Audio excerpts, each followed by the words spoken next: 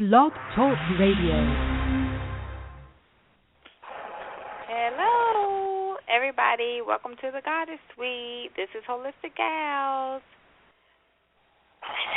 Hello, hello. This is Sister Love in the house tonight.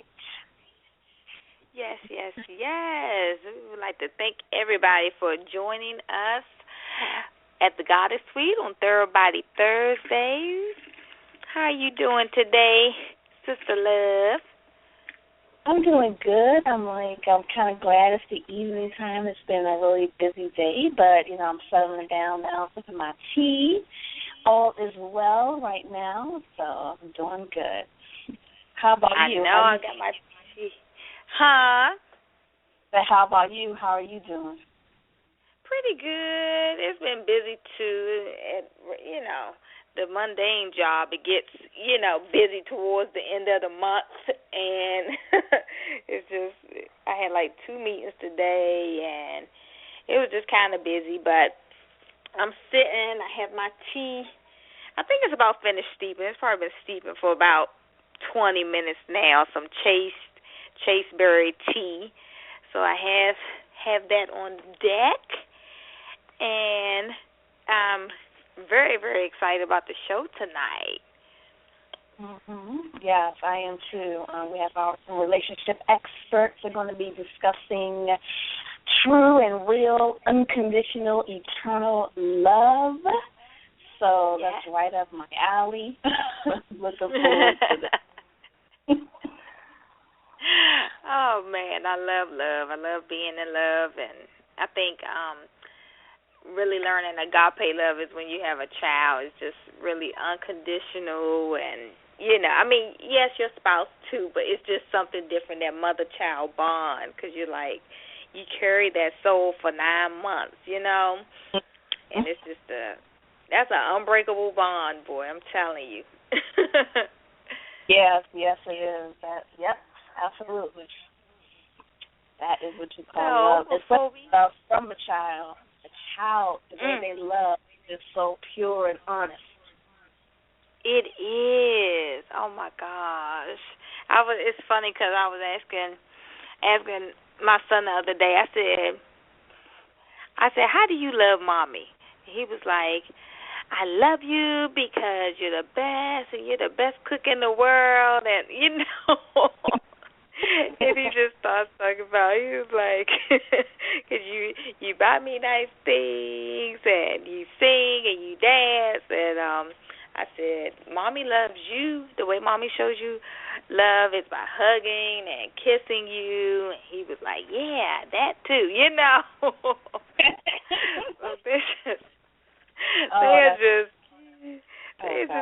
I just love it. There's just nothing like that bond, that unconditional love, just being loved, Yes, it is beautiful. It's the reason why we're here on this planet. At least that's what I feel. Is to experience and give love. So that's a beautiful thing. I know my son one day out the blue, he just said to me, Mommy, you are perfect the way you are. And I was like, huh? It's like, I love you, and you're perfect. Thank you. Oh, it's beautiful because, and children, they're so in tune because they haven't been tainted yet, and they can feel what you're feeling. Like if I'm not having such a good day, but I try not to show it to my son, he'll come and be like, Mommy, what's wrong? And I'll be looking like, dang, how does he know? But they can, I guess they can just sense it. They just know what to say and how to kind of, brighten your day and make everything better. Yeah. Well, like my son goes, well, Mom, I lived in you for 9 months. And I go, yep. What? Because, he lived in my stomach, so he says that. He says that all the time. And I'll be like, you sure did. Oh, man. That is... That is so beautiful. It's nothing like love, being loved by a spouse or a partner or a child. It's nothing like it. And I'm so excited to to hear about Love Oneness, hear about their love story. But before we bring them on, we're going to play a little bit of, it's Chris Brown, got Future, Jeremiah, DJ Khaled, and it's Hold You Down. And we always like to do a song that kind of goes with the show, and this song is just basically about loving somebody, holding them down, regardless about, with what you're going through, but it's like, I got your back. You were there with me from the beginning to the end, and I always love a good love story and, a good Bonnie and Clyde type thug story every now and then. So we're going to play that, and then we'll be back with Love Oneness.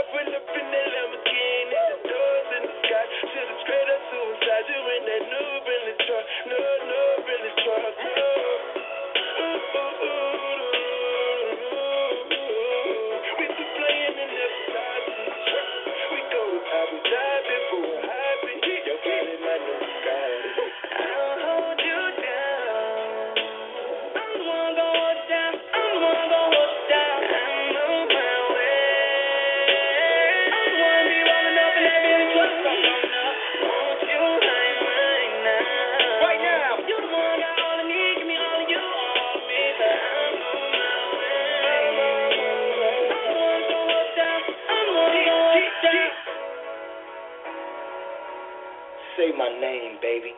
DJ Khaled. Say my name, baby. DJ Khaled. You smart. You loyal. You're grateful. I appreciate that.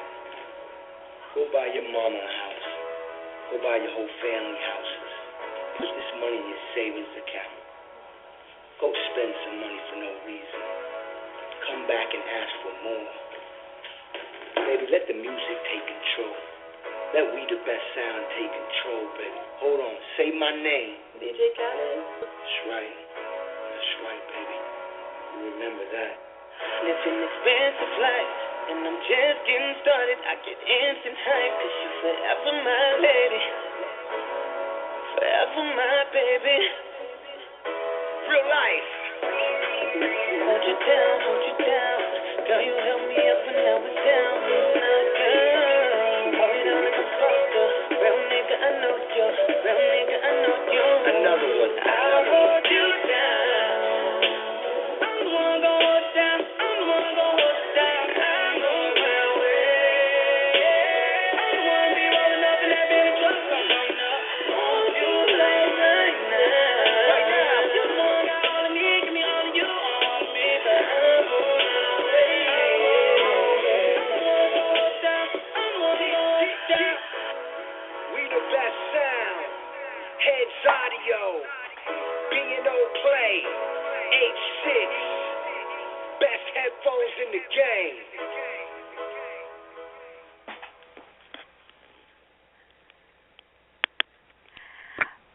Hello, welcome back to the Goddess Suite. I'm back. Gonna hold you down. Yes, I don't know. You know, my son came running in here as soon as the song came on. This is one of his favorites, too. Without further ado, we would like to introduce Love, Miyat, and Oneness, Mr. Sirius. They have reunited to show the world what eternal and unconditional love looks like. The moment that the two became one, the healing began. He healed my heart. I nurtured him and restored his health by obtaining my bachelor's degree in alternative medicine. Our sacred union has guided us to our life's purpose, which is the very expression of love. Together, their journeys continue to parallel as Aborishas in the sacred spiritual tradition of Ifa. Love Oneness is about holistic love. They are inspiring people to believe in love again because of the dysfunction and suffering in the world. Their goal is to restore and inspire the beauty of real love. Both Love, Miyat, and Oneness Sirius are Reiki Masters and have helped couples to restore the sparks in their relationships for over 5 years. They also do lectures, workshops to motivate and encourage people to engage and commit to love of self and others. In order to assist couples in creating and sustaining truly deep spiritual connections, they offer a variety of services such as couple meditation classes, relationship coaching sessions, couple Reiki, Doula Services, and Sacred Union Ceremonies. They also assist family transition into a holistic lifestyle. Let's welcome Love Oneness. Hello and welcome to the Goddess Suite. Greetings. How are you? We are fine. How are you all doing this evening? We are wonderful. Very thankful to be on with you guys tonight on the Goddess Suite. Please excuse us. We have our son around, so he's going to be putting his 2 cents in every now and again. Not a problem. Not a problem. All are welcome in the Goddess Suite. My son does the same thing. He comes in sometimes. I have to hurry. I put on the mute and say, what is it? Well, he's 1, so he don't even care if we're muted or not. He's gonna keep on. So we'll try to keep him calm as much as possible throughout the next couple hours. Okay, that is fine. Well, we certainly want to thank you for coming on the Goddess Suite.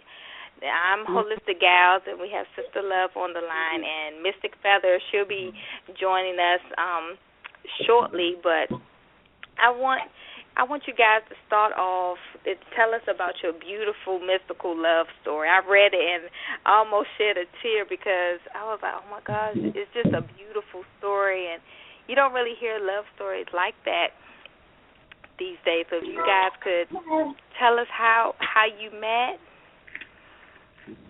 Okay, sure. So we actually met at a cultural event out in Albemarle, North Carolina, and it was a very powerful time for me because I was going through a separation at the time of a past relationship, and so when I met Oneness, and we began talking at this cultural event that we were at, one of the first things that he said to me was that he had dreamt about me. And at the time, I thought he was running game on me. I was like, whoa, this is how they get down, going to already start with, the dreaming and everything like that. But as the conversation continued or whatever, one of the things that caught me about Oneness was the light in his eyes.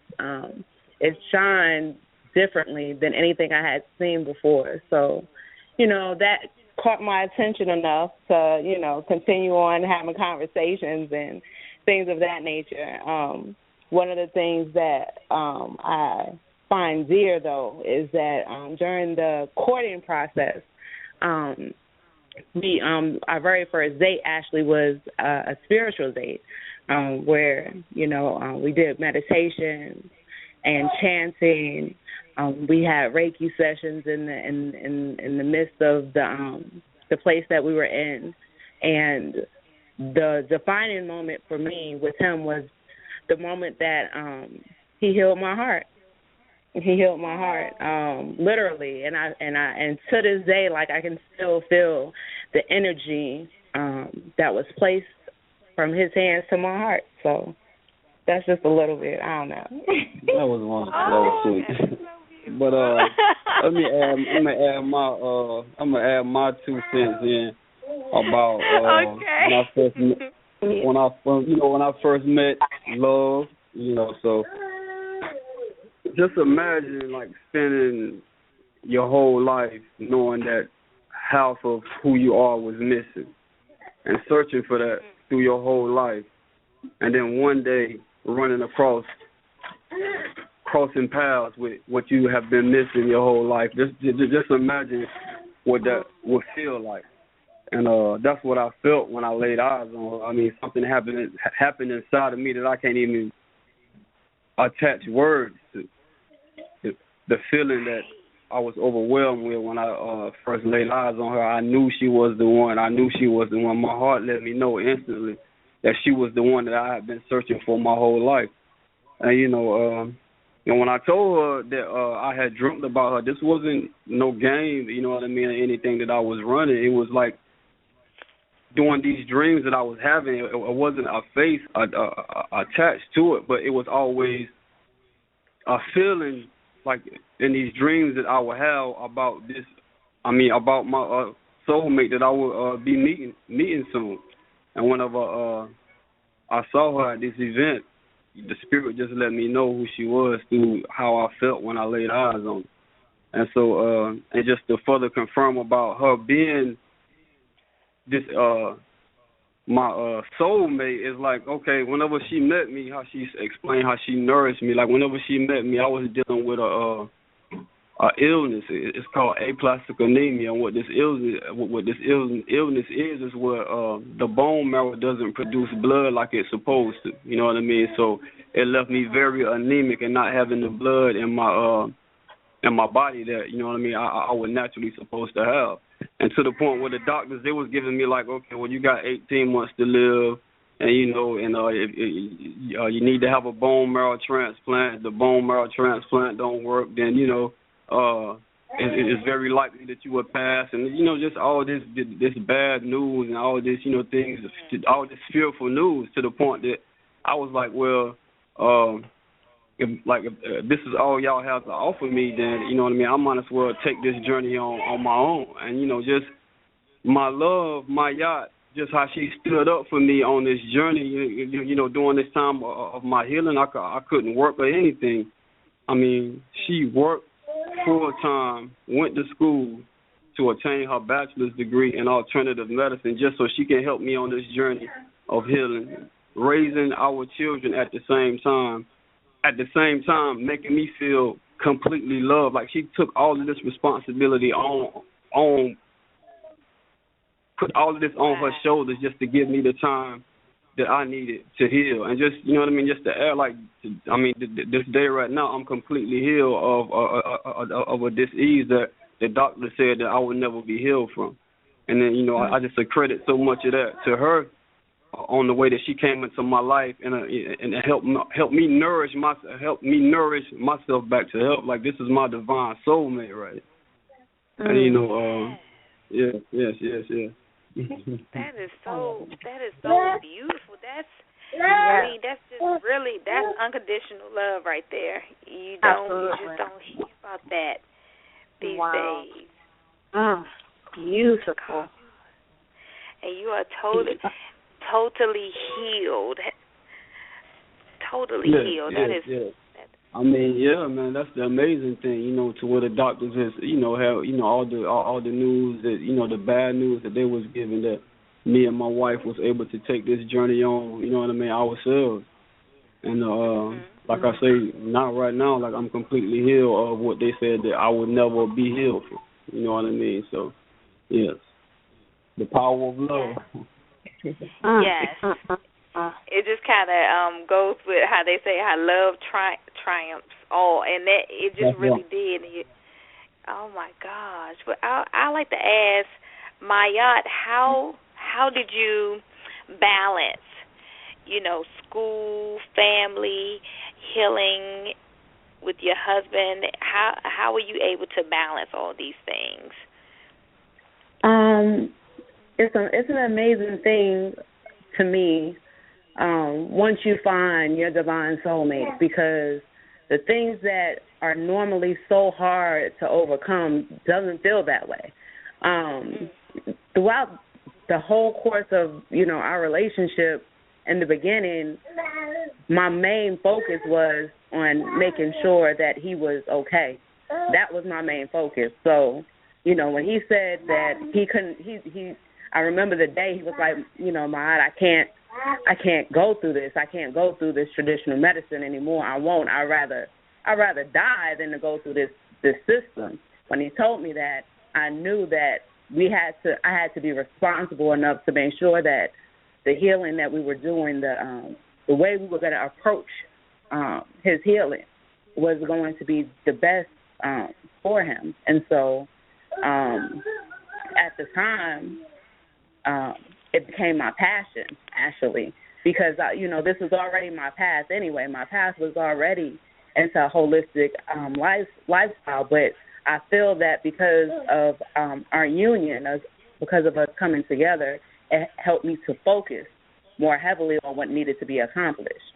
And so, you know, I'm going to have children anyway. You know, we have to balance our children in our lives anyway. That shouldn't even be something that is an obstacle in our lives. Once you have children, you know that's part of what you have to do. Once you have, you know, once you get grown, you know you have to work. So the only thing, the beauty in it was that it became my passion. It's what I love. And in the meantime of being what I loved, it was able to, you know, I love him and I loved what I was doing and I loved what I was learning. And so it just made me search, even in working, like I searched for a health food store to work for so I could learn practically every day more information about herbs and nutritional food and how food is our medicine. Like, it became my passion. It became what I lived for. And so, you know, it's been my honor. That's beautiful. It's been my honor. I love that. Yeah, once you find your passion, I guess it makes it, you know, the road was easier, the path was smoother. Exactly. I mean, you know, there have been there were scary moments, of course.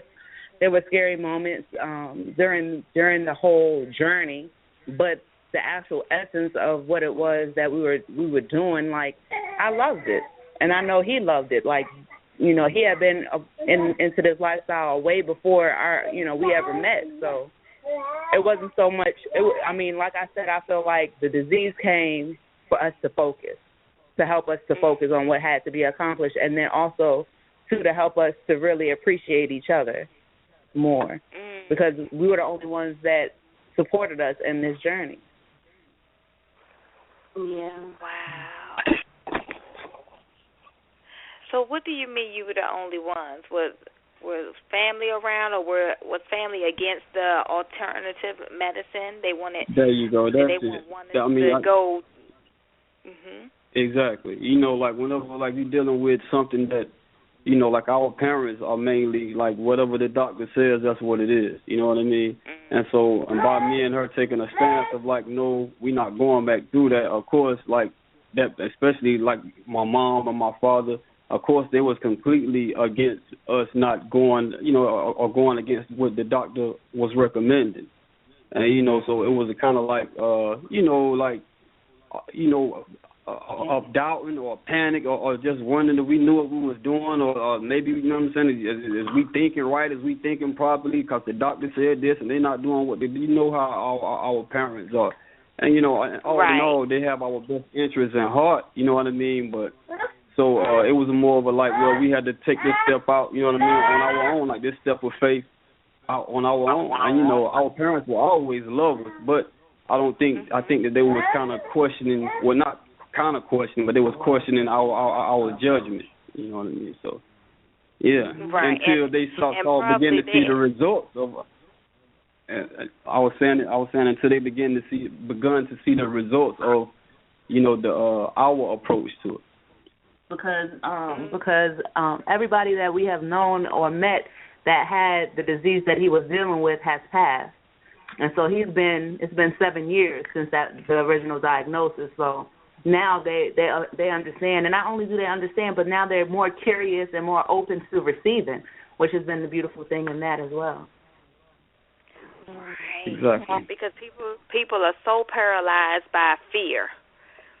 Yeah. They fear. Yeah. They fear what the doctor says, what the media That's right. says, because they believe that's the gospel and nothing else. So, you know, things, herbs, you know, these holistic remedies were put here for us to be able to heal ourselves. And if more people would just, you know, go with that. But I think more people are awakening and more people want to try alternative medicine, because they're seeing that the pharmaceuticals are just kind of suppressing the symptoms and, you know, temporarily. And then once that dosage isn't strong enough, then they have to go back and get something else. So I think that a shift is going on. What do you all think?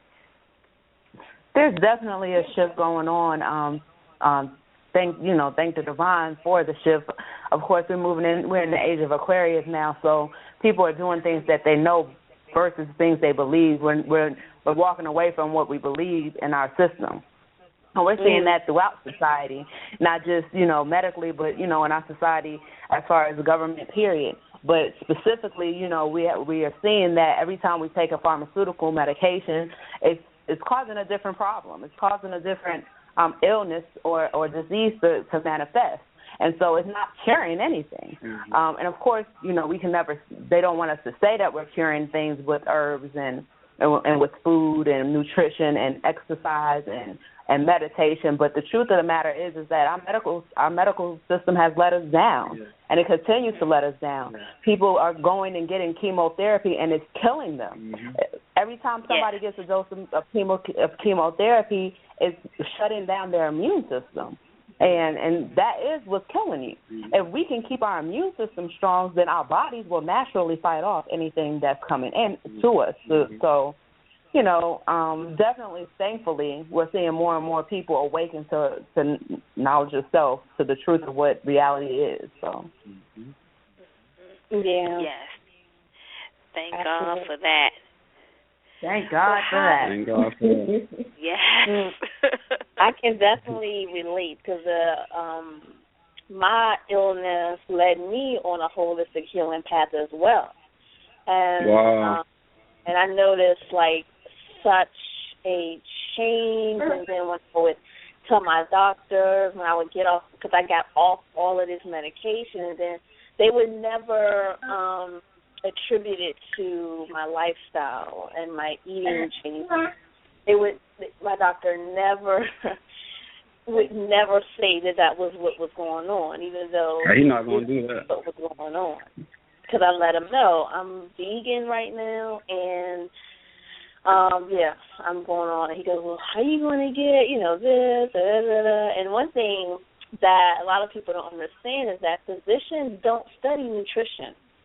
They don't study how nutrition affects the body. Nutrition is an elective in medical school. It is not a state. They do not study that.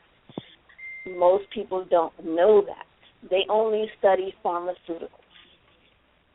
Yes. So, I mean, because that's what because they out to make money. They're not out for curing or really curing people of the diseases they're going through. They're out. The pharmaceutical companies out to make money. So of course they're not going to study herbs and promote that kind of information, because that'll be putting them out. Putting themselves out of business. So. Absolutely. So I wanted to ask you, so what ended up leading you into assisting couples in sacred unions and bringing the love and the love journey? What made you to shift your focus to that? I'm sorry, I only caught a little bit of that question. You said what led us to helping couples? Yeah. And okay. And the understanding of love, eternal, unconditional love. Okay, so I'm gonna answer that in two parts, because there's actually two questions that you asked. Okay. As far as why we decided to start helping or assisting people in the journey journey towards love is because of what love actually is. And we embody love every day. We are the embodiment of love. So the more that you get in tune with yourself, the more that you balance the masculine and the feminine energies within yourself, the more that heaven and earth come together and connect, the more love that is going to be manifested. And so throughout both of our journeys, one of the things that I say about oneness that touches me is that he gave me the time and the space to really know myself. And he sat by patiently waiting for me to really understand what knowledge of self was for me and expressing that. And so that was the best gift that he could have given to me, was the patience and the nurturing that he gave to me while I was learning who I was for myself. So when we talk about what put us on the journey of assisting people to love, it's because we are that embodiment. And so because we are that, because the first union, the first divine sacred union that you have is with yourself, there's nothing else to be expressed here on the planet but that vibration of love. Yes. And let me just add on to that, like what she's building about, like the reason why we chose to for our movement to be one about relationship and love, and the divine sacred union, because the divine sacred union is existence itself. Like our very existence on this planet is the union of heaven and earth, or spirit and matter, like bonded together in an eternal love affair. You know what I mean? So the divine sacred union is responsible for all of reality, all of life itself. So love is the vibration that everyone should be on. Like my very being, even though I'm a male, I'm a manifestation of the masculine and feminine principle. For it took my mother and my father to come together to create me. So my very existence is the divine sacred union. Everyone's on this line very existence is a divine sacred union. And what is a divine sacred union? It's love. It's love. Like these two principles coming together and love, an eternal love affair. And what greater mission to have on this planet? You know what I mean? Other than the one of this divine sacred union. Because without this divine sacred union, nothing could exist. That's right. Wow. Absolutely. Cool. So what, I was reading your site.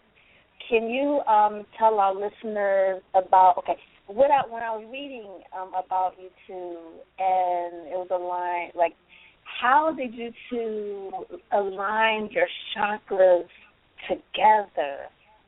Like, how is that done? That's amazing. It you know what? It really was amazing because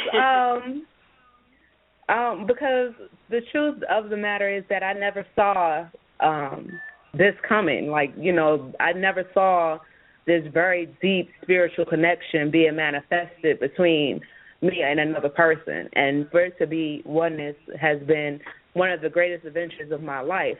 The reason why I say that is because I've been able to see oneness in all things, not just in him and us, but in all things around us. So we have been able to really spiritualize our relationship and see the magic of creation and everything. One of the things that we did early on in the relationship was simple meditations together, specifically formulated for us to connect on that level. We would spend hours outside in this. The baby is hit his head, but he good though. Okay. We spent hours outside in the sun, soaking the rays of Ra into our being. There's been times where, right before, we come together, like the rituals that take place beforehand. Oneness may, run me a bath, and put that energy of love into the healing chamber of the bathroom. We might come in and light our room up and create a whole sanctuary of love in our room. The music that we play, the smells that are manifesting in the atmosphere, the words that are spoken, the intention is really being placed. And this has been constant. It's not something that we do occasionally, but it's something that has been the foundation of our relationship. So beautiful. Oh, my goodness. So what type of, and I'm just trying to picture this, and excuse me for my ignorance, but I'm trying to, because, like, just one individual getting their individual chakras in harmony, but to get, but that's how you know it's twin flames, because to get you two to have both of y'all chakras simultaneously is just, so do y'all provide those services to other couples to be able to have that type of connectivity and bond? Because that just blows my mind. Okay, so one of the things that Oneness and I understand about our relationship is that we are connected. We are intertwined at every level of our chakra. So there's not, if one is out of balance, then both are out of balance. And if one is in balance, then both are in balance. We can actually look at ourselves and understand whatever is going on in the relationship by what is in unbalance within ourselves. Please don't break my crystal ball. My child is in everything that he could possibly be in right now. He's like, okay, I'm going to play the crystal ball for y'all while y'all building on love. So, I thought that was a singing bowl I heard. I was like, I just kind of got shocked. I said, I feel a calmness. Yeah, he's balancing us out. He is. Very, very much aware. Okay, all right. She's kind of dealing with my son right now, so I'm gonna try to finish answering the question that she was getting ready to answer. Okay. You asked about chakras and different kind of meditations as it relates to our relationship. And one of the first things that we got to understand, and my wife mentioned it prior, that it's an internal love affair that we're actually in. our ancestors stated in ancient times that which was in heaven is also on earth, and that which is within is what will be revealed without. And so my wife truly exists inside of me, and so she has been manifested externally from what is going on internally within my own being, and vice versa. And so as we take personal responsibility for our own personal relationship with ourselves, that automatically affects the external relationship that we have with each other. So the more I take on my own personal spiritual cultivation, the more me and her bond on higher levels of this external relationship, because it's happening internally within my being.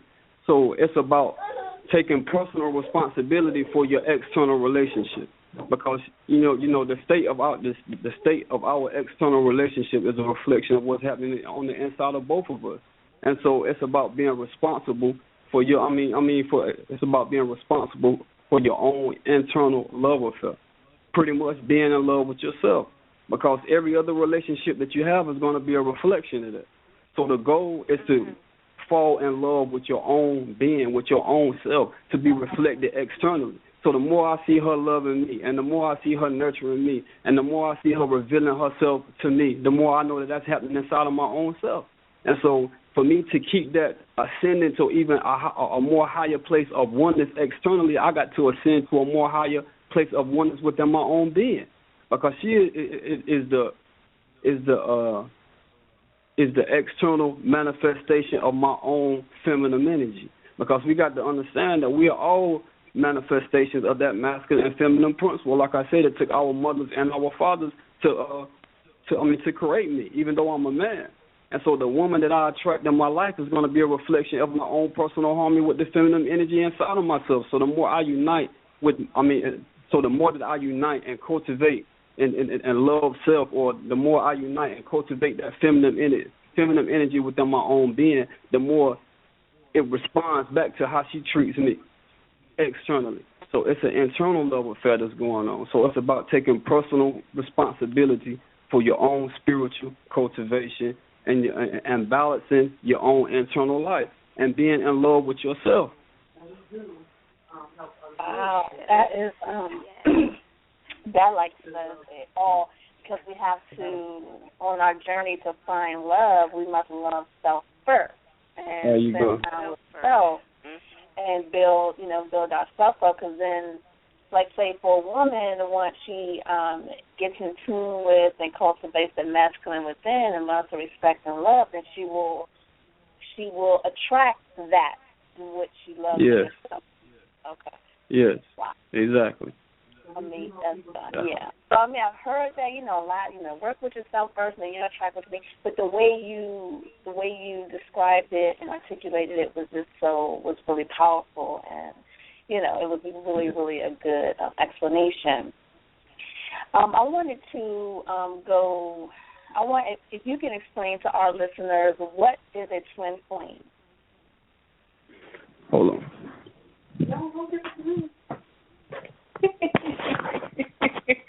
Okay, so the question was, what is a twin flame, right? Yeah. So listeners who are not familiar with that term. Okay, so everybody has their own individual soul, but we all come from one source. And so it's the completion of those two souls coming back into alignment with each other, or coming back into manifestation in this time. And the reason why that they come back into alignment at this time is not just because of them loving each other or needing each other, because each individual is a complete soul on its own. But the reason they come back into alignment is because of the love that they share has the ability to heal all those around them, and even expand to the planet, and is what is needed in this time, in this age of Aquarius, when we're coming back into knowledge of self, is that love energy. And more and more, as time has progressed, it's very interesting, because the term twin flame, I've been noticing, is being used a lot, especially in our community. And my question to people who are claiming to be twin flames is that are you inspiring love in those around you? Is the love that you and the person that you're with, the love that you share, inspiring love around you? Is it healing people around you? How is it affecting the community around you? One of the biggest revolutionary acts that we as Black people, as African Americans, can do is in the unification of the Black family and the man and the woman. Those two spirits coming together, that's the biggest revolutionary act. But it does not matter if you're together if the energy that you're projecting is not affecting those around you. So, yes, like I love my husband. Yes, I love my family. But it's not even really about the love that we share. It's about the love that we are harnessing within ourselves and allowing that to project outwardly to affect those around us. Because ultimately, it's more important for our community to heal than it is for anything else to manifest during this time. Wow.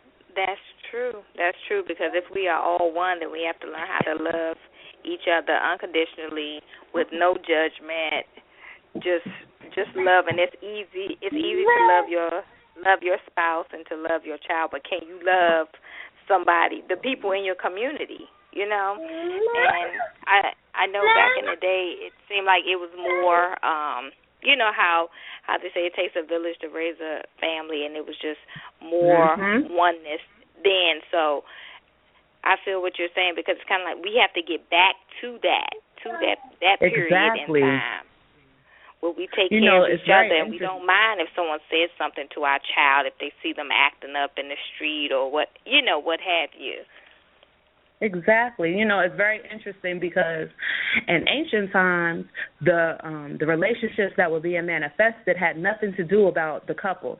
The couple was not even responsible for them coming together. It was the elders that helped to make that manifestation come to light, because the relationship was not about the couple. The relationship was about the community. And so the community took full responsibility for how well that couple was actually doing and making sure that they stayed together because of the effect the couple had on the community.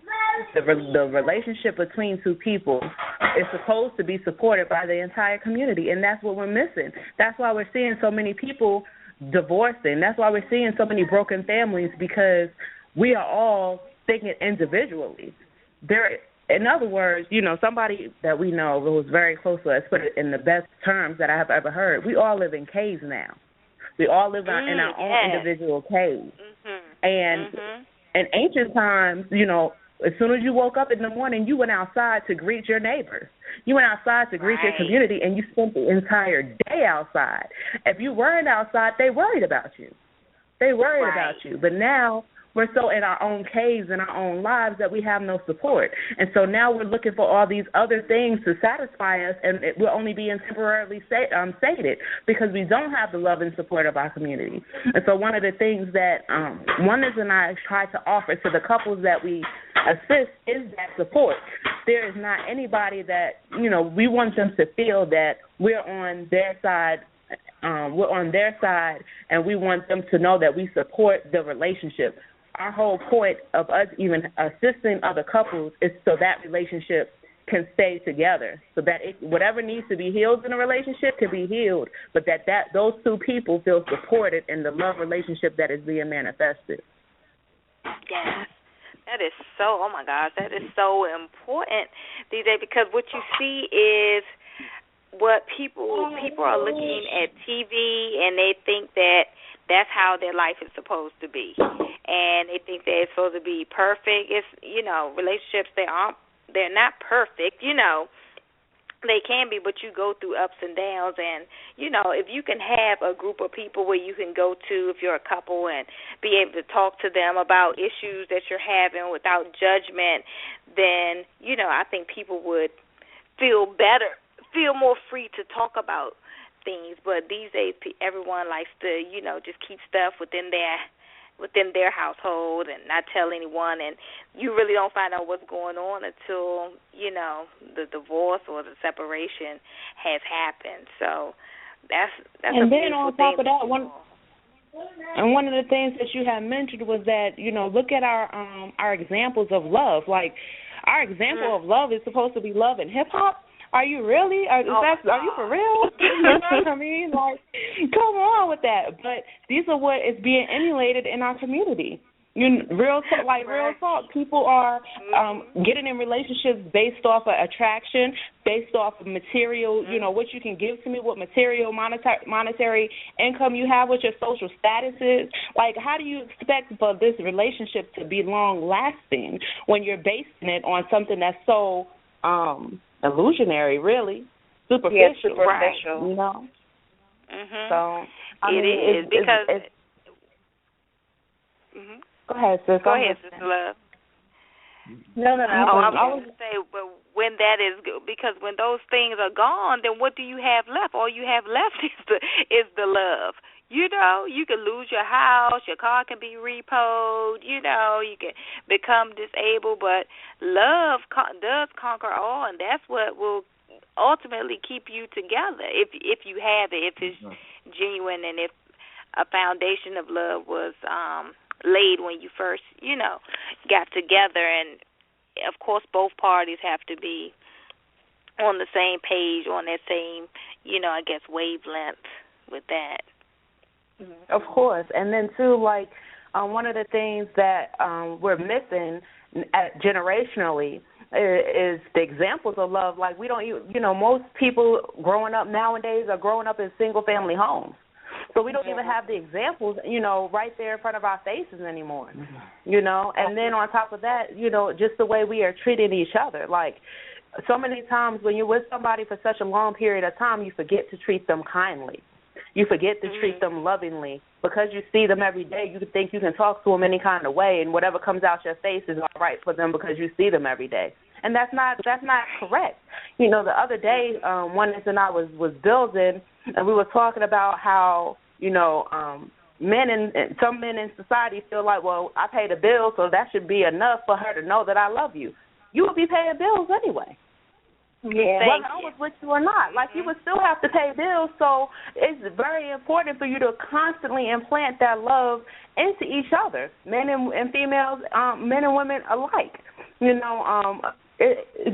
also on top of that, knowing that the grass is not greener on the other side. If you take care of your own grass, if you water your lawn, if you aerate, if you fertilize, if you put the compost down or what have you, then you're going to have a beautiful lawn. But if you go run, you're going to ditch your lawn because the lawn across the street looks better, then you're going to end up draining that lawn dry too. Yeah. You have to take care of, you have to take care of your own stuff first. Like, let's take care of our own selves first, and then remember that the person that you're with, the person you've decided to be with, you've chosen to be with, and believe me, it's a choice that you make every day. Every day you choose to be together. It's not something that you're obligated to. It's something that you're choosing every day. Once you choose to make that you choose that option of being with somebody every day, then choose to love them. Make love an action word instead of a feeling. Love is an action word. Yes. I like that. Yep. We're posting on Facebook.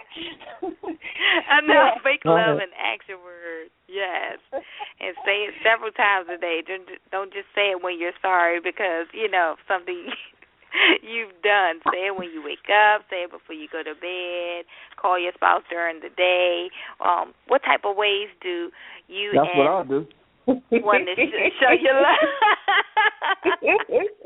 He does. It's very interesting because it doesn't take much. Let me tell you what happened today, actually. So I've been exhausted. I stay at home with the children while he works, and which is my honor. I love being at home. After, being out working in society for years, I'm very happy to be able to be at home teaching and nurturing our children in our home.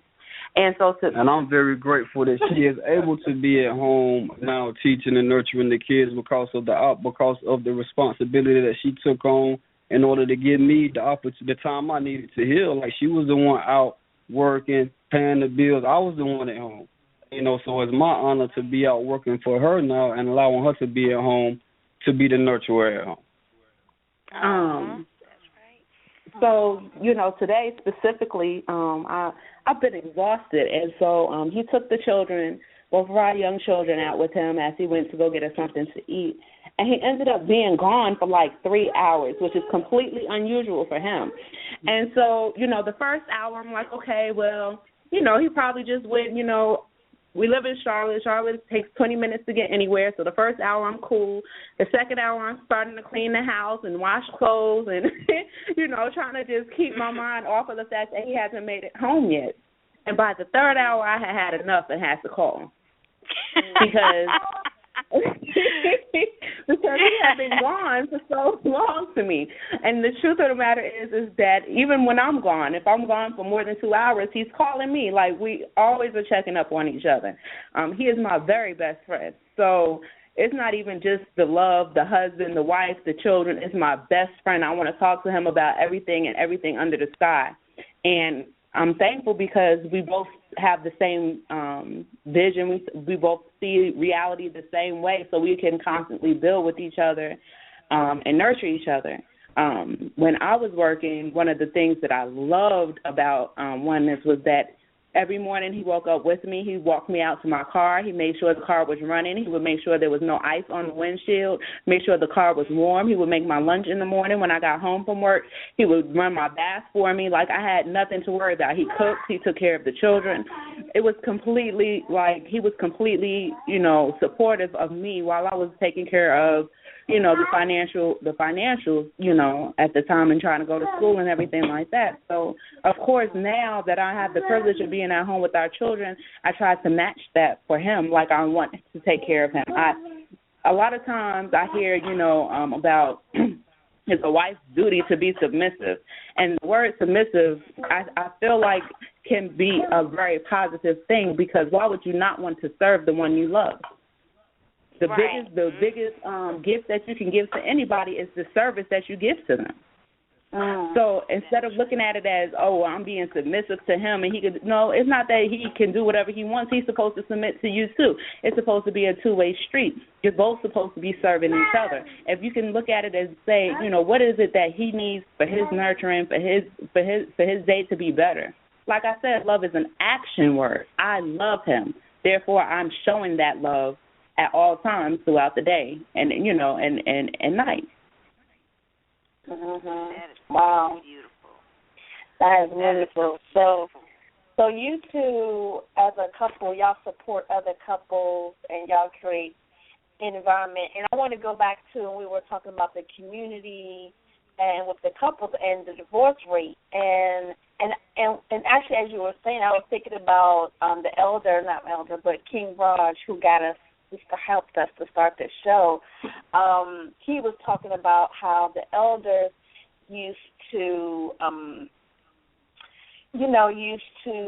counsel the couples and make sure they stayed together and stuff like that. And so the thing about it is at that point, they had the best interest of the couple always in mind as they would give them advice. And see, sometimes we go for advice nowadays.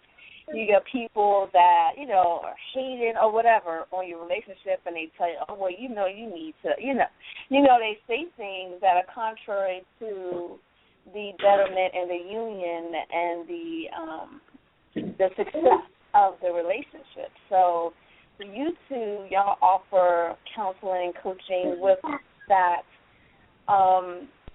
success and love, and that that's a really good thing, because we don't have that in this society right now.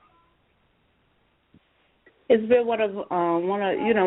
throughout the course of the years, it's very interesting that now we're here and we're talking about, this actually being a business, because it's not really even about it being a business, but more of the support that is needed. And so over the course of the years with with Oneness and I being together, it has been kind of something that is manifested on its own as far as helping other couples. Because, one, most of the time, the foundation, which is what we began the conversation with, of, knowledge of self, loving yourself, nurturing yourself, and then allowing, the love that you feel for yourself to be reflected in your partner. Most people don't even realize that.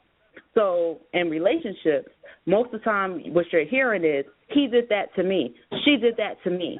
I want her to be doing this for me, and I want her to be doing that for me, instead of saying, I'm taking responsibility for myself in this relationship, and this is what I need to happen.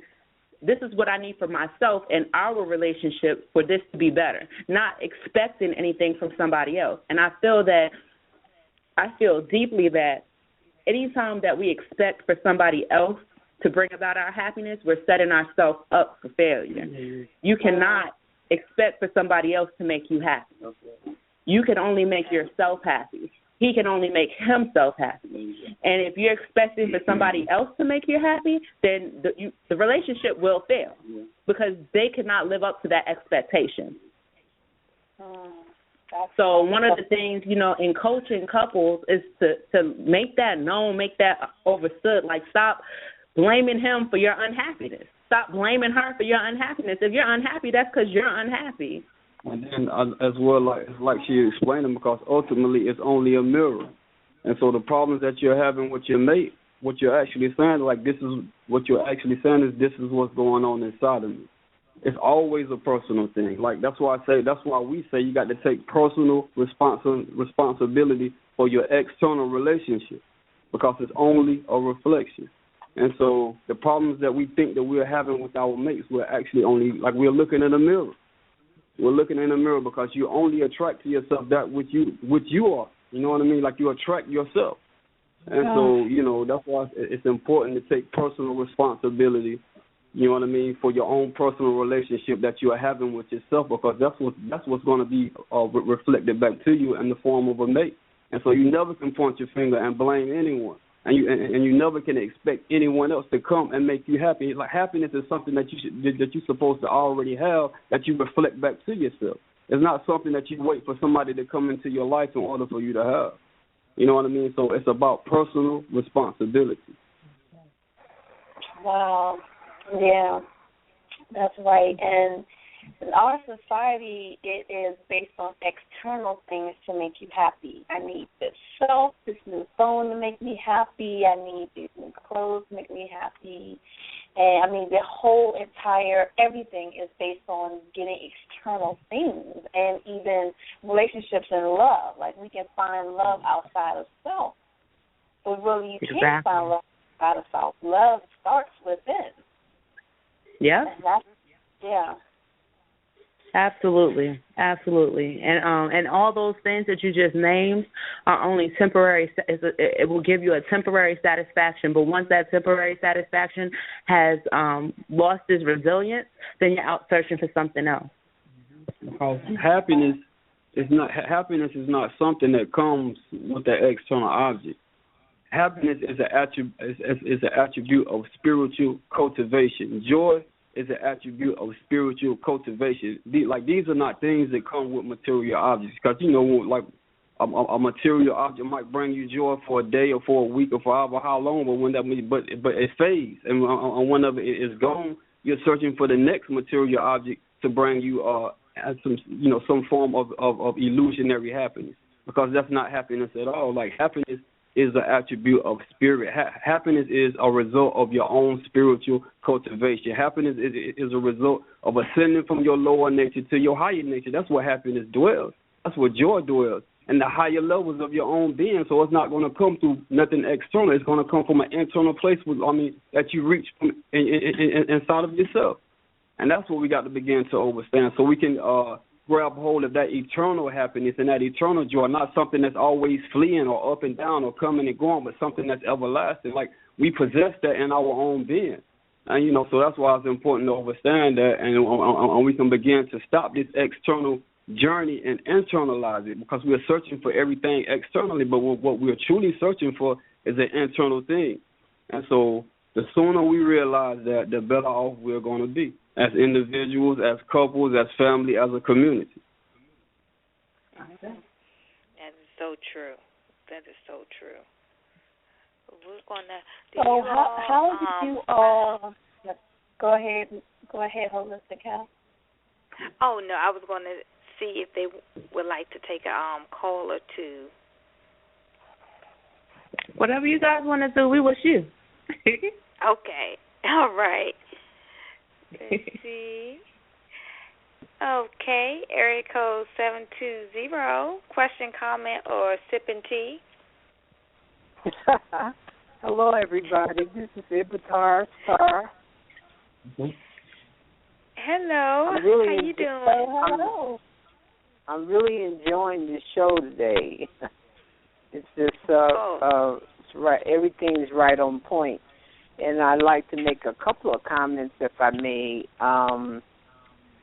I ran across my twin flame a couple of years ago, and it was like the way I describe it, like one heart, one soul, one body. You know, if you can imagine one glass of water, you know, and I realized that you know, that we had been together in other lifetimes, and I also realized that he had made a decision, or we probably both made the decision before we incarnated, that we weren't going to actually have a physical relationship with each other in this incarnation. But the other thing that I realized is that unconditional love, and like what the sister was saying about, you know, what's the purpose? What's the purpose of coming together with that masculine and feminine nature? And it is to be able to express unconditional love, not only to each other, but to, you know, your family, your community, and to help heal the planet. So that even though we're not together in a relationship, we still have a connection with each other, and we're still doing what I feel that the purpose of that relationship, of that one soul, is to help heal humanity. And even though he's in another relationship and I'm not in a relationship, I can see and I know that the work that we do on a multidimensional level, and even though I may not be able to articulate it to you all in terms of specifically what we're doing, I know that that's what we're doing. Now, on the other hand, there's a person that's in my field. I haven't met this person, just like the brother was saying, that he had dreamed about his wife before he met her, and that's what's happening with me, with this person that's in my field. I've never seen him, and I don't know what he looks like or anything like that, but, you know, he's kind of hanging out in my field. I haven't met him yet. I feel like I will meet him. But, you know, when we understand that we're all connected and we're all here to be a support, you know, and to help all of us come together and evolve and heal. And I just think that's a beautiful understanding that they have, you know, in terms of the purpose of just being together and being loving and being supportive. That's right. I say, thank you, Queen. You're welcome. Thank you very much. I think it's beautiful that, you know, a lot of times, and even with soulmates, and I do want to make just that correlation really quick, even with soulmates, like soulmates come back into our lives, and I'm sure that we've all met plenty of soulmates that we've had past life incarnations with, that we've met on a soul level, but it's just not the right timing, maybe, that we are meant to be together. And even within our soulmate capacity, it could have been that in a past life, you know, he was, I was the man, he was the woman, or he was my child, and I was his parent, or vice versa. You know, there's so many different correlations to it. But I definitely appreciate the Queen coming on and speaking about the very impact of what it is that they're able to do outside of the two of them, because ultimately when we're talking about twin flames, soulmates is more of a personal connection. Twin flames is more of a universal connection. And so I just wanted to, you know, really thank her for even coming on and expressing that with us tonight. Yes. Thank you, Queen. Thank you. You're welcome. Have a good night. You too. All right. We're going to take one more That's caller. beautiful. That is beautiful. Hello. Yes, it was. Area code 540. Question, comment, or sipping tea? Hello. How you guys doing? This is Angela from Culpeper, better known as Nubian Twist. Hello, Nubian Twist. Hello. Hey, you guys. The show tonight is awesome. I'm learning a lot about having understanding soulmates and twin flames. One day my twin flame may pop up, show up, never know. But I'll be waiting for it. But I'm not looking. But my comment is, you made a comment about, we're being in caves. As far as having internal love, I feel like I have a lot of that. And I may have given too much of it to the wrong people. Because the neighborhood that I live in, I showed nothing but love. I shared, I helped, and I do have the baddest yard in this whole community because I put a lot of time in my yard. However, I'd rather stay in my cave now because I don't know what kind of love I was given because, the return I got was hate. People pouring gasoline in my yard, want to fight me. I'm like, what's up with this? All I did was ever shared and love and show nothing but respect. So you that comment out, which I want to just bring that out to the forefront and let you know, or just share with the listeners that, I really felt that I was betrayed, and now I'm at the point where I stay in my cave, and the only time I come out when I need to do things around my house, and I come back in and lock myself in because I don't feel the love. And now they've gotten me to the point where I want to retaliate, but I won't because it's not in my nature. It can be, but I choose not to because of the walk that I'm taking in my spiritual life. I want to be kind. I want to be loving. I want to share. And I've always been that way. I am a giver. But some people don't know how to receive my giving but take it as a weakness, and then I flip it on them when I see that now you're taking advantage of me. So it also happens in these so-called relationships I've been in, which I thought was a flame, but turned out to be a burnt-out flame. But I'm at the point of healing, trying to pull me together, understand why these things are happening. And I kind of know why they're happening. I create a lot of it. I created the stuff that happened here. So now that I understand that, I just wanted to share that. Ashe, Queen. Oh, man. First of all, I just have to say, I love your passion. Yeah. I really do. I really do. And I feel you on so many levels of what you just said. And let me just offer you this. Interestingly enough, Oneness and I experienced something very similar to what you have explained. But what I would say about it is this. One, that we actually draw to us, which you already have mentioned, we draw to us that which we are. And so if these people, have taken advantage of you, I would say, one, don't allow what other people do to stop you from being the star that you are. I appreciate that. And then I thought of that.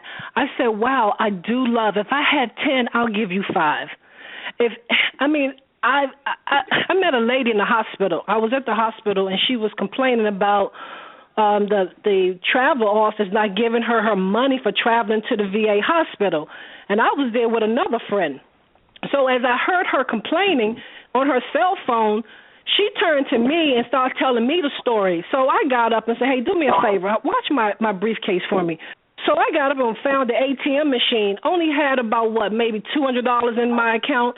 I went and got $60 out. When I came back, she was gone. But 10 minutes later, she showed back up. And I said, hey, where did you go? She said, I went to try to fuss these people out to get my money. I said, don't worry about that. Here's $40. Because what she said on the phone and what she said to me, I can use my $20 to get me 3 gallons of gas and a gallon of milk. I said, wow, she can do all that with $20? Well, I'm going to give her $40. And she said, oh, my God, I can't take this from you. I don't know you. You don't have to know me. You need the help. So here's the $40. Get you 2 gallons of gas and 6 gallons of gasoline. And she just broke down and cried. And I'm like, I don't know the lady, anybody. I will give them and show them love and respect. But for some reason, they attack me And I'm like, oh, why do I get attacked? Maybe I need to start attacking back. Maybe that's what they understand. So that's who I am when it comes to the love part.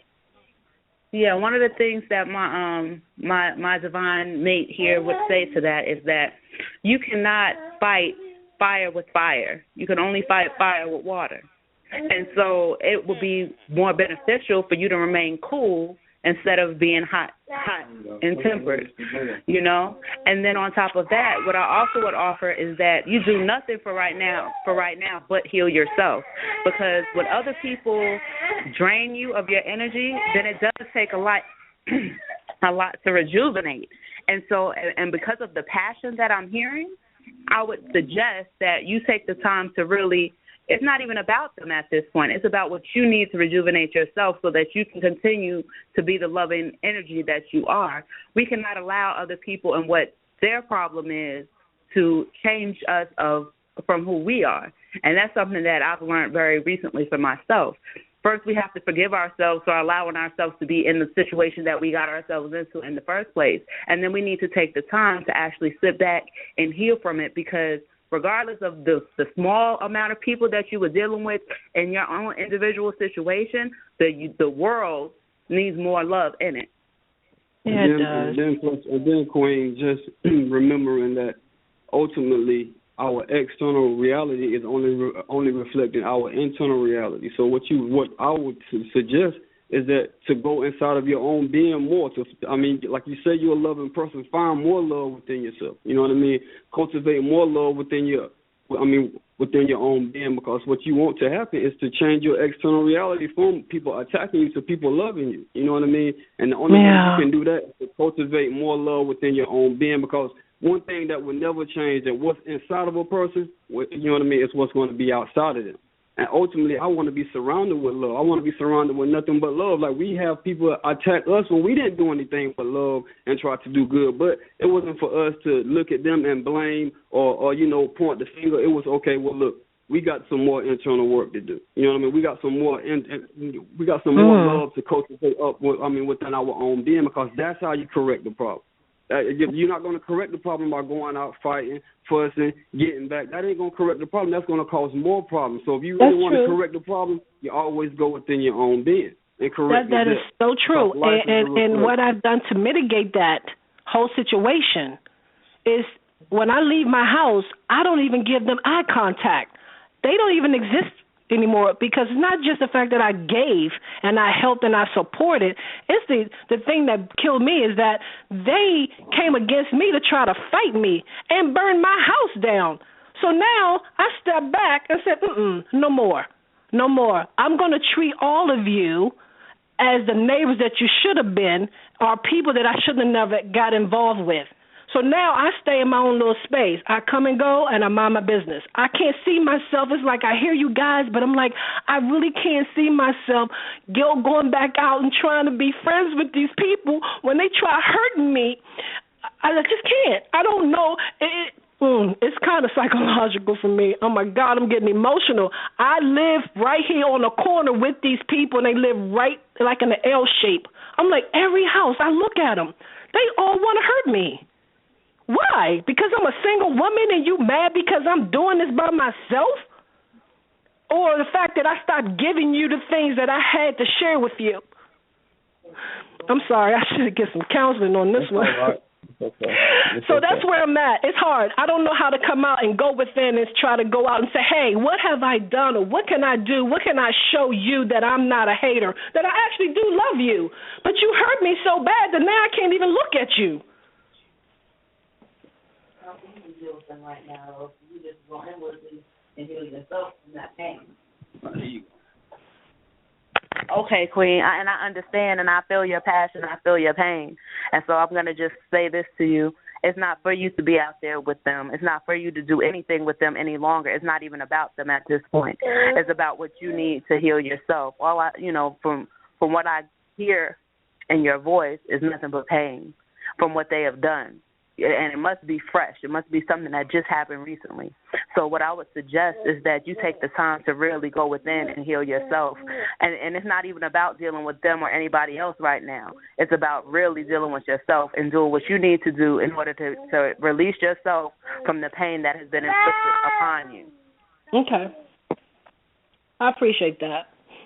No problem, sis. Like I said, I definitely understand the passion that's coming from you, because we have gone through similar. We have been told, many of times by many different people that we love very hard, that we're very passionate, and so it's hard to turn that off.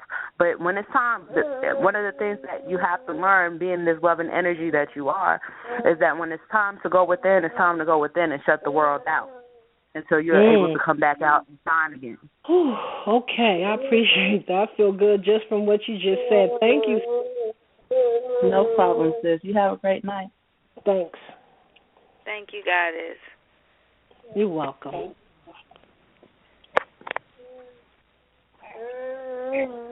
I definitely feel her passion. Yeah, definitely. That's healing. You guys are just really assisting people in a healing process. I just wanted to know if you guys could give some tips that for people, how people can go inside to start working on themselves to cultivate the love within. How can they begin to do that?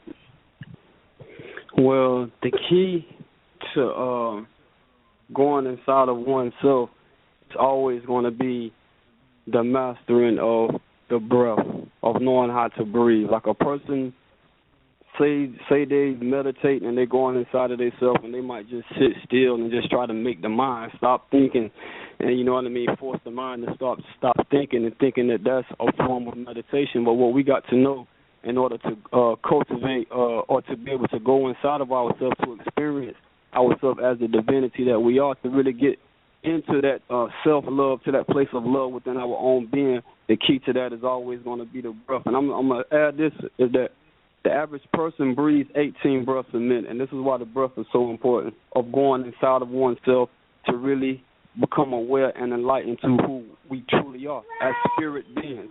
Excuse my son. The average person breathes 18 breaths a minute, and that is known historically as the beast breath, because that 18 breaths a minute puts a person into direct body consciousness. Like, you're only aware of yourself as a carnal being. You know what I mean? At that, when a person get upset, they get to breathing real fast and shallow. Like, people breathe very shallow now. And so the goal is to take deep, full, rhythmic breaths, because this is the breath of life. And so most people are not fully living because they're not fully breathing. Like that, they're not fully breathing in the breath. So now they're not fully experiencing the life of the breath, because this is the breath of life that we're dealing with. And so the goal is to breathe deeply and rhythmically to fully bring that breath in so we can fully be alive. And so the goal is to cut that 18 breaths a minute down to 10 breaths a minute, and then learn to cut that 10 breaths a minute down to 4 breaths a minute. So, in other words, the slower, the deeper, and the more rhythmically you breathe, the more it takes you into your own being to experience who it is that you truly are. And I want to recommend some breathing techniques that people can try, you know what I mean, and begin to practice, so this can be their own personal experience of being able to go inside of their own being to experience what meditation truly is. And the meditation technique that I would suggest first would be a breathing technique called the 6-3-6.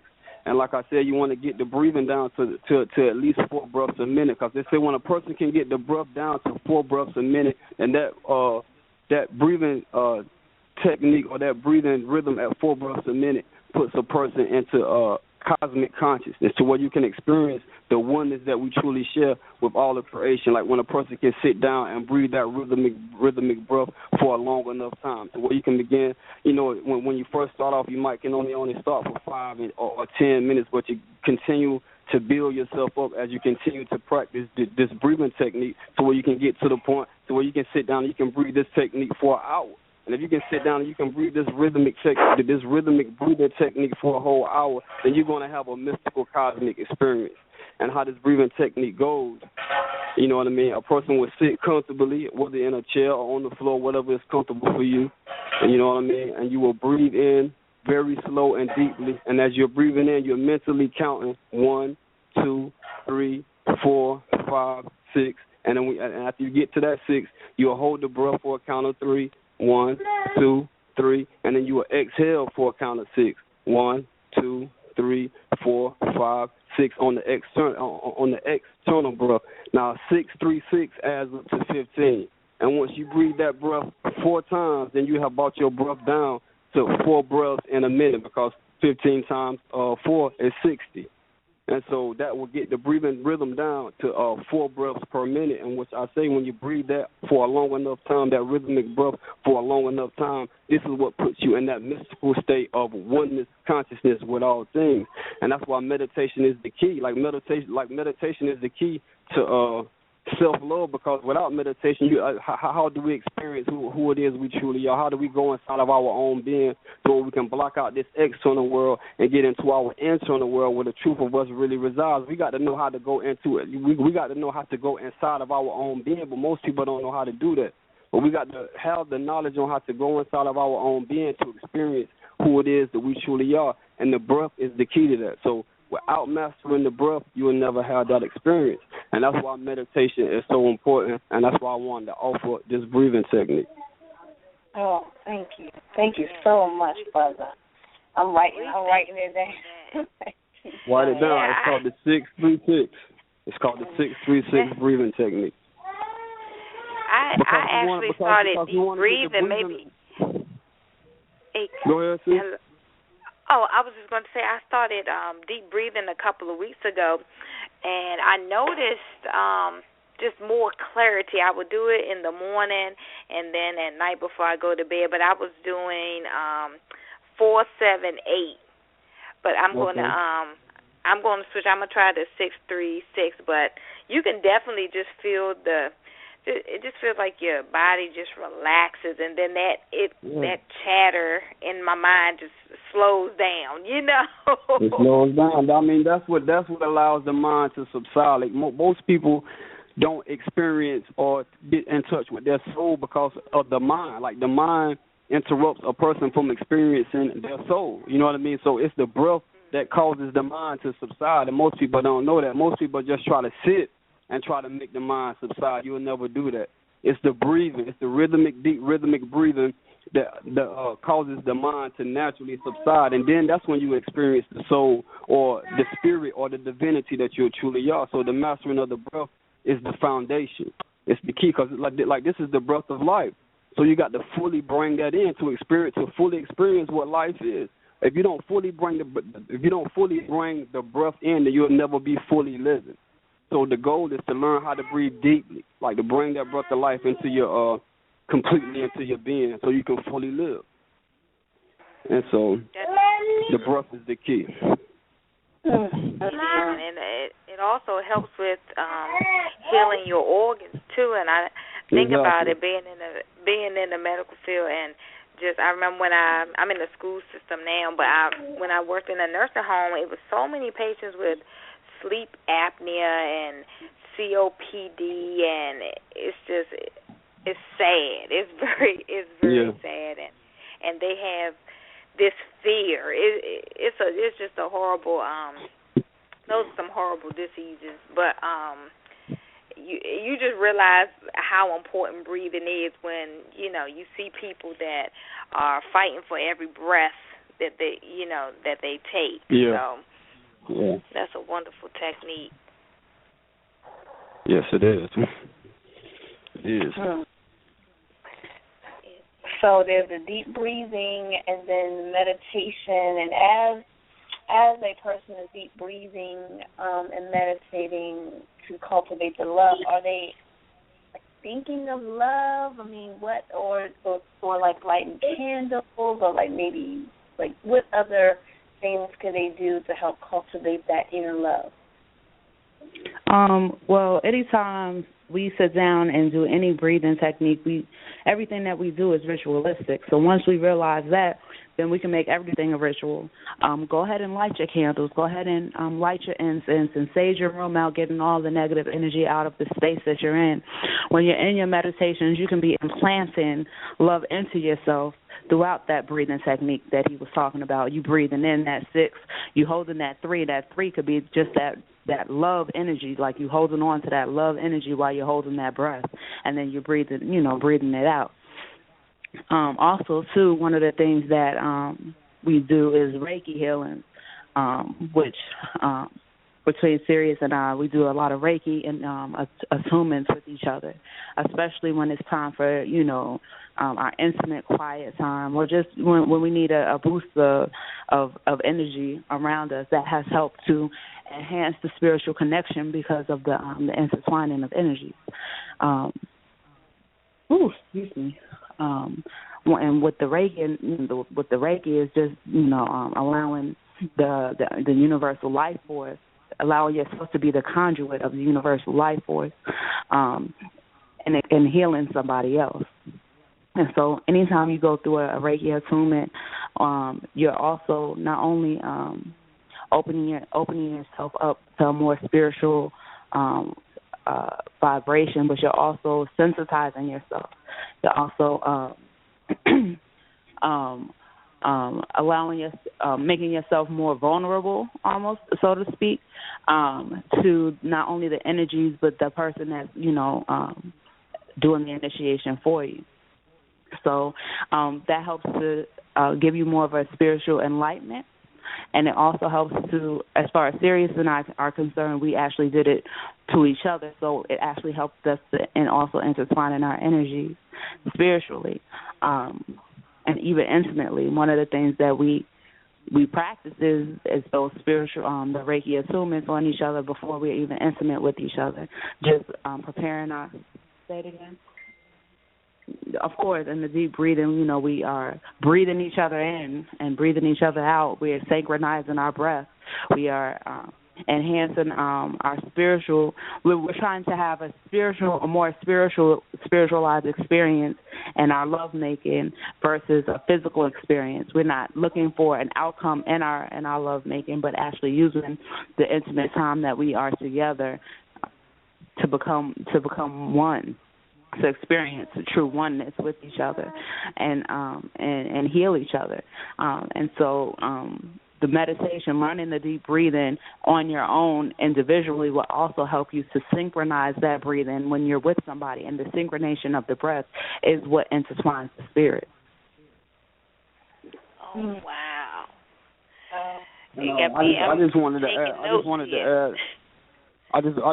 to add on about how this breathing technique helps manifest love within your own being, because this rhythmic breath, like the one I just explained, it brings the masculine and feminine principle into harmony and into balance within your own being. That's love itself, because remember, it's the masculine and feminine principle, the love between, the bond between these two principles that has manifested us here, you know what I mean, in existence. So this breathing technique helps unify. It don't help. It unifies the masculine and feminine principle within your own being. So that's cultivating self-love within your own being through this breathing technique. And that's why it's so important, because it brings, like I say, it harmonizes, it balances you. It brings you into a state of oneness within your own being. That's what the breath does.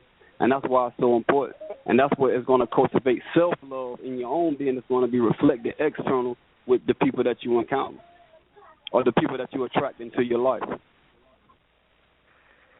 Okay. Wow. I'm up here taking notes because I can't wait to try this with my spouse. That's right. That is beautiful. So you two give classes. The classes that you two offer, y'all teach a couple of these breathing techniques, and y'all perform Reiki. Can you explain the couples Reiki and what that entails?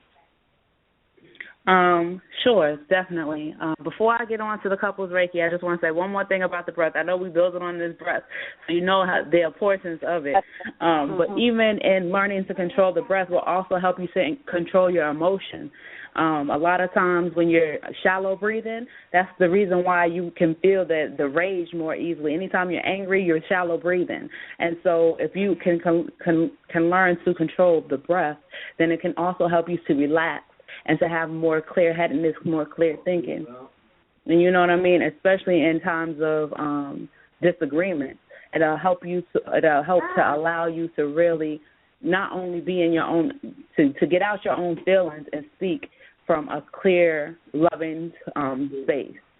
You know, so I just wanted to add that about the breathing, but yeah, and that makes sense, because when you're upset, you know, people tell you, calm down, take a deep breath, you know, and I guess to get yourself aligned, you know, correctly, and then, you know, and then move forward. But that makes so much sense, love. So the couples, can you hear me? Yeah. So the couples Reiki attunements that we perform, well, yes, in answering your question, we do teach couple meditations, things that enhance the connection, the spiritual connection between the two people that we're working with, and then we do couples Reiki initiations. And if you've ever experienced Reiki before, then you kind of know exactly what this is, but anytime you have this Reiki experience, it's a healing, it's a feeling of being entrenched in nothing but pure energy, the pure life force energy, and everybody has different experiences from it. But no matter what happens with Reiki, you're getting what you're needing. Whatever the spirit needs is what it's getting, and that can manifest mentally and also physically. So Reiki is a spiritual healing system that also resonates throughout all four of your bodies, your spiritual body, your emotional body, your mental body, and your physical body. And so with our couples initiations, a couple attunements, what we're doing is intertwining the two spirits. We are taking them from the spiritual level and intertwining them spiritually, so then their emotions can reflect each other, just like we were talking about, so that their mental can reflect each other, so that their physical can reflect each other. It's allowing a healing to take place so that they can really deal with each other on a realistic perspective versus the illusion. And we get carried away in the illusion. A lot of times when we're coming into our relationships, we're coming in with outside baggage that we haven't really healed from. So we're actually helping couples to heal from that baggage that they're bringing in, because it's very essential to heal from that baggage so that you're not pushing that baggage that you've experienced on into this new relationship that you're in. We're helping couples to heal from that, and then we're also helping them to become more sensitive to each other. This is what's going to enhance the telepathy within them, the ability to finish each other's sentences, or know what each other is thinking, or say it again. Yeah, the overall, it's helping to enhance the oneness that is felt and is actually being taken place. It's helping to develop and to nurture and to even deepen the connection that has already been made. That is, I never thought about couples Reiki, so this is like and it's such a wonderful concept when dealing with couples on a spirit level, and people acknowledging that the spirit that's actually coming together, because we're so in the matrix and on the outside in the physical world, and for people to acknowledge that they are spirit, we come together, and they need, and they want that bond to be fortified through Reiki. That is a wonderful thing.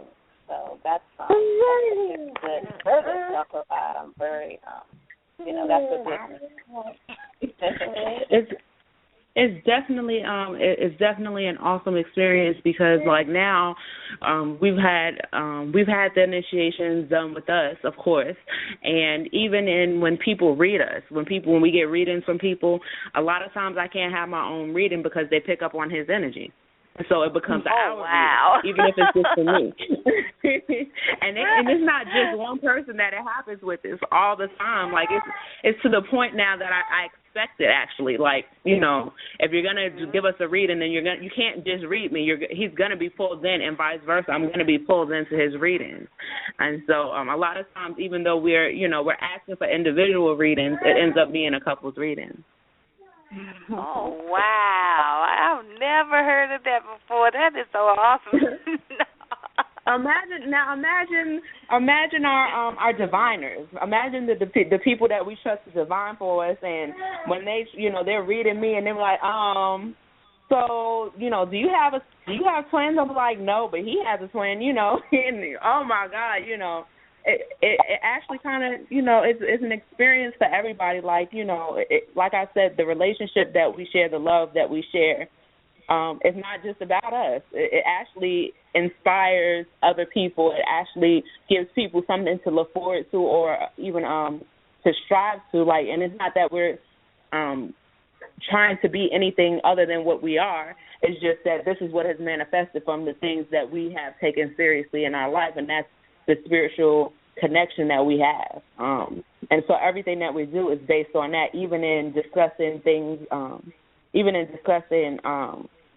topics that we may not agree on, which rarely happens that we don't agree. But if we don't agree, even the way we approach speaking about or discussing about the things that we don't agree on is a spiritual way. What you say? And then he said, and then we come into agreement, which is actually true, but then we can really see and understand where each other, where we're coming from, and able to come back together and say, okay, now, let's come back together and really talk, agree, see that we were coming to the same point from different sides of the angle. So it's very awesome, and so it's an honor to be able to serve other people in this way, because what we have come to see is that people are really don't believe in the power of love anymore. Really don't believe that that love is magic and magic is love. Like, these two things are interchangeable. And so it's been a blessing. It's been an honor to be able to just not only have this in my own personal life and be experiencing this, but being able to share this with other people and then helping other people to develop this on their own. Yeah, definitely. I think you guys, you definitely raised the bar higher and give couples something else to achieve, because I'm like, I need to give me some singing bowls or some tuna forks or something. I'm ready to start putting some things into action. That is so exciting. It's just so beautiful. Just love it. Love itself, and especially Black love. And to hear this, it's like I just want the world to hear your story, Oh, man. It makes people believe that most definitely believe in love. It trips me out because we've had, one of the things that's Oneness and I have, as for the entire time that we've been together in this relationship, we have opened our homes to others to come in so that we can have these really high spiritual experiences, so that people can walk away leaving differently than when they came in, feeling that they have experienced something that they haven't been able to experience prior. And so one time we had a few people over, and we were all sitting there and we were building. And one of my sister friends, I love her to life. She said, "Oh my God, y'all are unicorns." And I was like, "Oh my goodness, did you just call us a magical being?" She was like, "Yes, y'all are unicorns, y'all." So just really understanding that it is uniqueness that comes, but it's also possible for everybody if you're willing to have the openness and take the time to cultivate yourself, and then share that love that you feel for yourself with other people. Right. Exactly. Oh, that is so beautiful. Unicorn.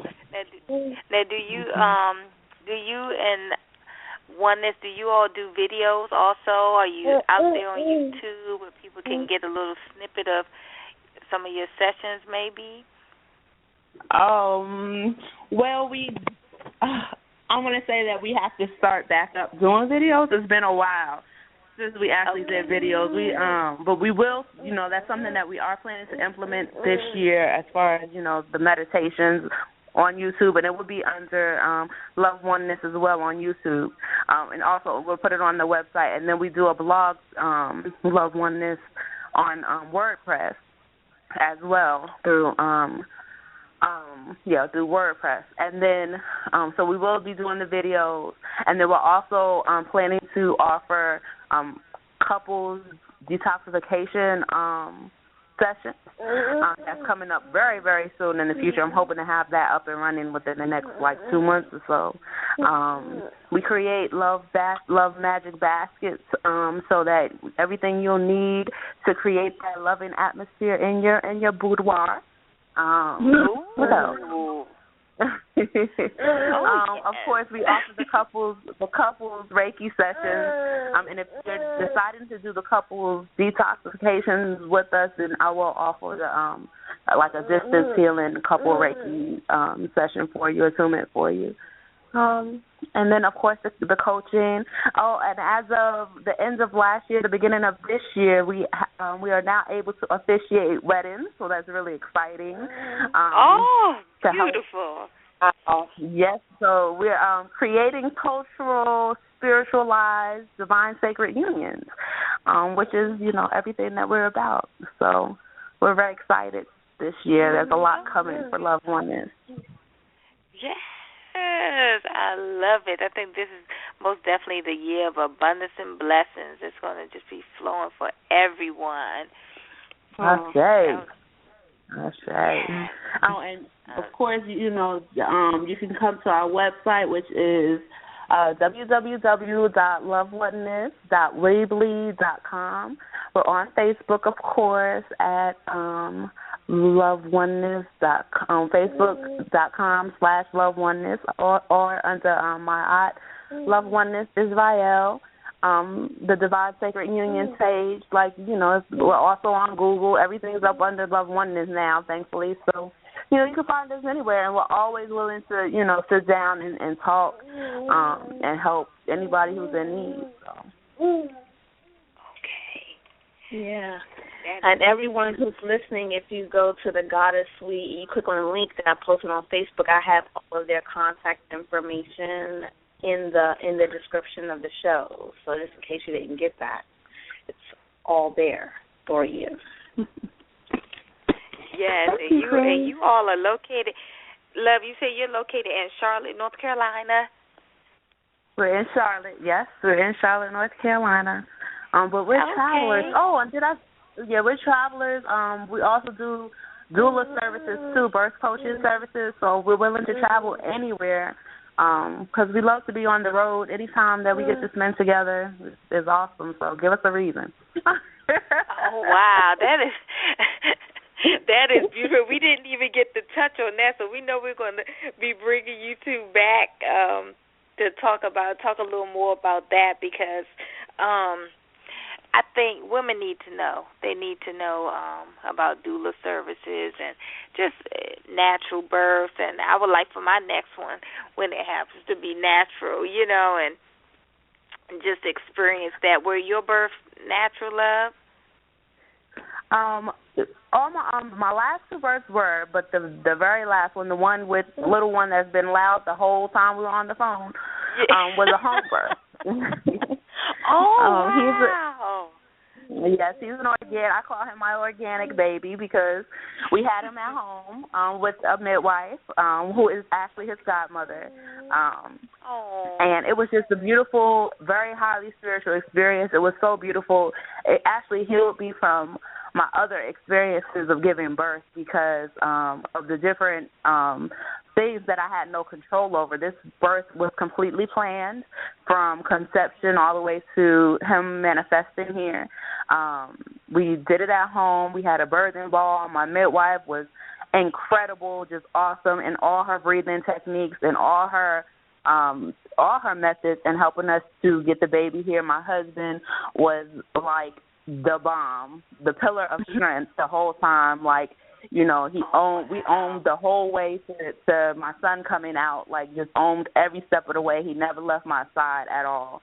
And in the end, my son just flipped out. Like, it wasn't, I didn't even have to push. He just came on out. So it was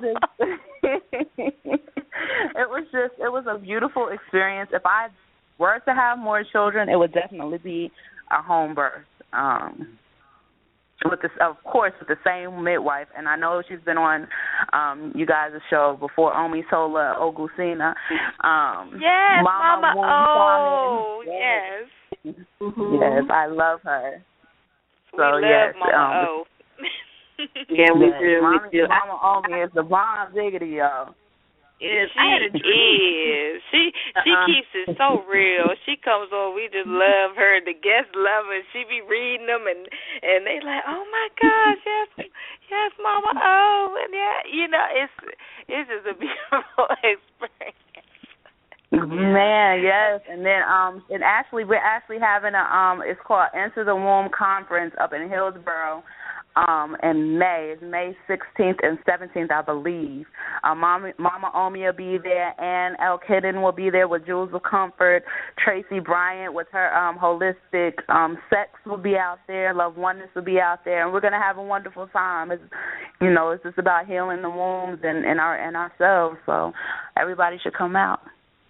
Wow. Yeah, that sounds like we're definitely we're going to try to definitely make it down there. We're in Maryland. Oh, yeah, in Maryland. Yeah, we were Mama O. Mama Omi's in Maryland too. We in the same area. Well, not we're. Okay. Well, we're gonna have to get y'all down family. Here for that too. Yeah, we had family down there in North Carolina, and it's about time for us to make a trip because I know me and my sister, we haven't been probably since my grandmother transitioned, and we took her back home to be buried. And that was in 2012, I believe. So yeah, it's definitely time for us to come back down there. We love the South. We're looking forward to it. And then I know we're making our way up to you guys' way for a healing session. We're all, we're IFA Aborishas, and so we'll be up there on the 8th, I believe, for a healing session, right? I have to send you the information. I can't really remember the address, but I know we're coming up for February the 8th, so hopefully we can meet you then. That would be great. Good idea. Mm-hmm. Yes. So we definitely appreciate you guys having us on. We had such a good time with you guys. Like, y'all are really awesome sisters. I enjoy what you guys are doing, what you are offering to the world. And we just really are thankful for being able to come on tonight and build with you guys. And we are so grateful to have you two on. Yeah, having you two on is like you guys have started off, because next month is going to be our month of love. So, like love shows. So you guys are like a perfect catalyst for us to go on into love, and the powerful love that you all displayed and discussed is just such a beautiful beginning to a wonderful love month coming up. And so we are so very grateful, and hopefully we can just keep on that flow of love this year in our shows, as we bring these topics to everyone, because we love our listeners, and we do this strictly for love. So we are just so very happy that you two came on and the information that you all provided and the love that you shared with our listeners. It was just such a wonderful, beautiful thing. So we have so much gratitude. Yeah, and I just wanted to I just wanted to, like my wife, I just wanted to say how, grateful that I am as well for having us on and just giving us the opportunity to express the things that we express. We are very appreciative of this opportunity. So we thank y'all sincerely. You are so welcome, and we would love to invite you guys back again in the future. We could just, because love is something that we have to do every day, and we want our listeners to definitely, we want to keep this going. So maybe That's right. Love is life. Love is life. Yeah, especially when we start we're going to maybe start incorporating like meditation moments into our shows. That we can use some techniques and, maybe have you on Oneness to lead off maybe one of our meditation moments on any of our shows. That'll be great. I look forward to it. Yeah, so keep that in mind. Yeah. That sounds wonderful. Yes. Right. I look forward to that. Yeah. Well, thank you again for joining us at the Goddess Suite. I hope you enjoyed our night of love and love oneness. Once again, they can be reached at their website is www.loveoneness.weebly.com. They are on Facebook, Love Oneness, Google Talk, Love Oneness, Mastar Healers. That's Twitter, and that's Mastar with the A, Mastar. You all are also on Skype, Miyat, Miyat, Love Oneness, Israel, and Miyat, Love Oneness, Instagram. They're on the gram also, so please connect with this beautiful couple, and I just want to say love, light, and blessings to everybody, and we are grateful. Thank you for joining us tonight. Good night. Good night. Peace and blessings.